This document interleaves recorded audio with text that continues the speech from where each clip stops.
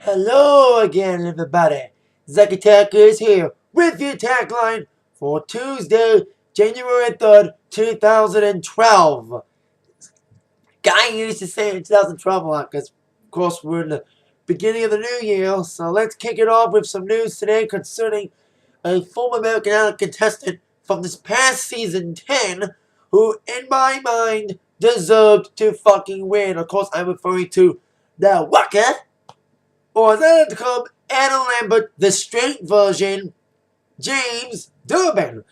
Now, James Durbin, of course, did not win. He was fourth place. He deserved to win, but in my mind, I'm glad he didn't win because he got his own independent contract. He released his own album on Wind Up Records, the music he wanted to, Memories of a Beautiful Disaster.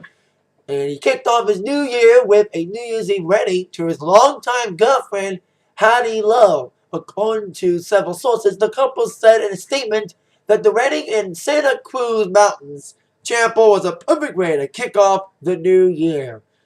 They reported 85 guests, including their 2-year-old son Hunter, who was the ring bearer. Fellow American Idol alumni from James's season joined him at his wedding, including Haley, who shouldn't be in the top 3. Sorry, Haley.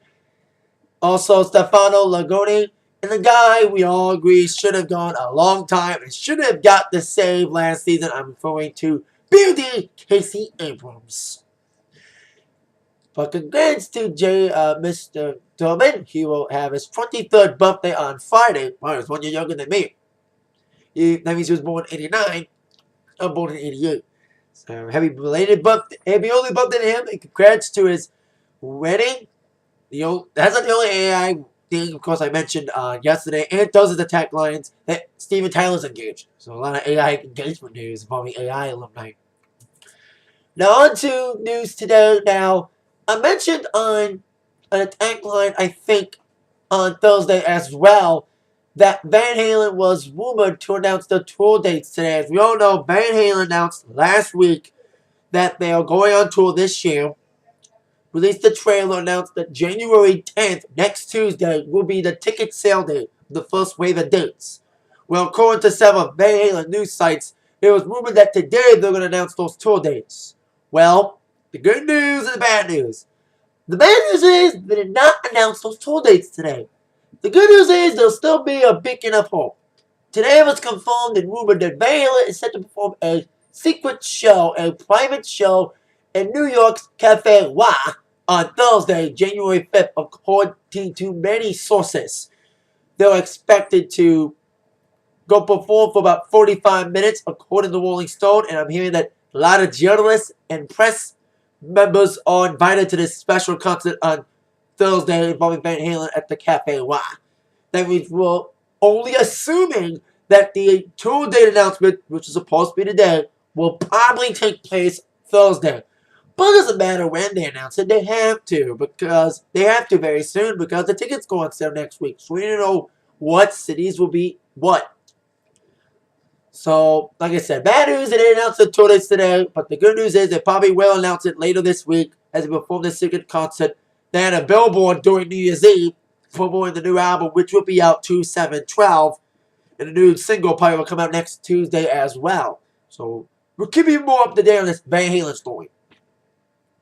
Now, on to wrestling news. Before I give you more thoughts about War, as I thought about it last night after the show, long after my review was made, before I talk more about War, the Jericho aftermath, I want to talk about Rob Van Dam. Now, I've read a rumor that RVD's contract is almost up at TNA, that he may be leaving to join the WWE again.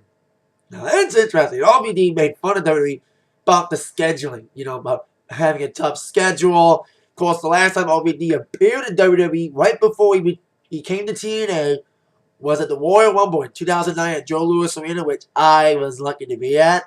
And I went nuts when RVD came out. So RVD going back to WWE, that's a weird scenario. Let's think about. He would be back in WWE. It'd be great to have him back, but it's like, that's what the problem with bringing old guys like RVD and, of course, Jericho, which I'll get to in a moment. the older fans don't watch the program anymore. You know, people like me, I'm 23, and I still watch WWE despite what they're doing with it. You know, the kiddie portion of the show, still sickening to watch. I know they're swearing a lot more, but we still want the violence. And TNA delivers it, but everyone knows UFC is kicking both WWE and TNA's asses right now. And I like all three of them. So, but, you know, already coming back will be good. But at least the kids who watch TNA will know who the hell RVD is. So, RVD being back in WWE is a mixed thing for me. You know, we'll see what happens if he really comes back or not. But if he does, I hope to God they do well with them again. But now, on to Raw Aftermath and more thoughts around the comeback, which is getting a mixed response on the internet, especially in the internet wrestling community, the Jericho comeback. Now, I watched the promo, I watched the comeback again on YouTube. I watched it a few more times. And I think everyone sees it differently than anybody else. Everyone's thinking, oh, it's just a stupid comeback. He did nothing. Just panned it to the crowd for nothing. Well, we all see it as a possible heel turn because he panned it to the crowd and we saw him walk out. He had like a fakest smile. He walked out and I told you in my review that you heard some boos. People saying he just did that just to tease them and say, hey, you're all hypocrites for cheering me. So there's a lot of people saying that it was a perfect plan. It was genius. People saying it was poorly executed. A lot of thoughts about this. Went all over YouTube, went over Facebook, all over the internet last night talking about this.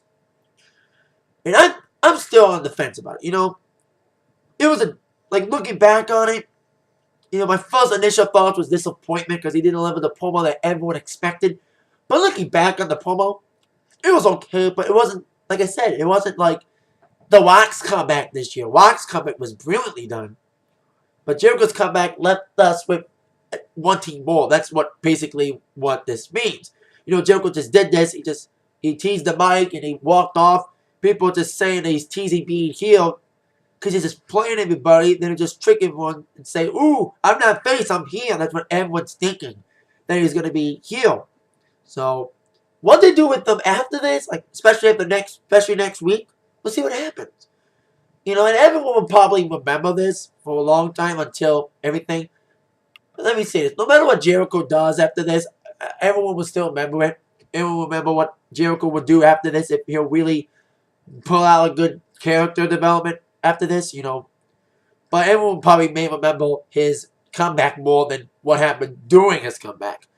Everyone will remember the way he came back rather than what he did when he came back. So, but we'll see how it all develops, you know. It'll take time. You know, like Kane and Cena, it'll take time to build up. You know, Kane and Cena's feud has been slowly developed, and I like what they did last night. I did like the Kane coming through the ring part and trying to grab Zack Ryder to hell.